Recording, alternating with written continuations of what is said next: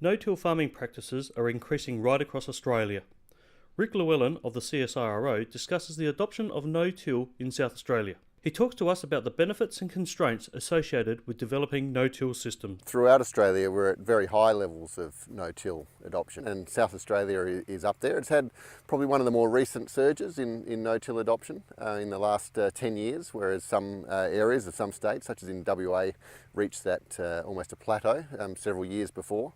But now we're at that plateau in several regions. But there's a few important factors to consider in South Australia, and that is it's not just how many farmers are using some no-till, but the extent of use. Well, the rapid increase is due to farmers wanting to crop more land more quickly and save fuel, as well as conserve soil and the right machinery being available and the right herbicides being available to let them do that. Some of the main drivers is just how much information and learnings required to make the system work. There's a lot of different factors: weeds, disease, different crops, different machinery types, a whole range of factors that are important.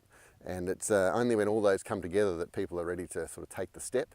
And one thing we have found is that the availability of information and consultants to help farmers take that step have been very important, and in not just taking the step but also sustaining and developing a successful no-till system. The benefits in terms of the environment are obvious, and that's been a major sort of platform for farmers wanting to shift to this system.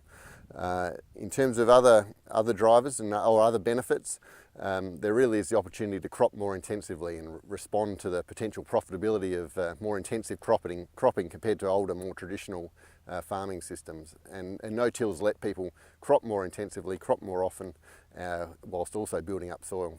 Our studies have shown a number of interesting things, as well as the general increase, and now you've got several regions reaching a plateau in terms of the number of farmers using no-till, and generally in Australia that's very high. Often it reaches a plateau up around 90%.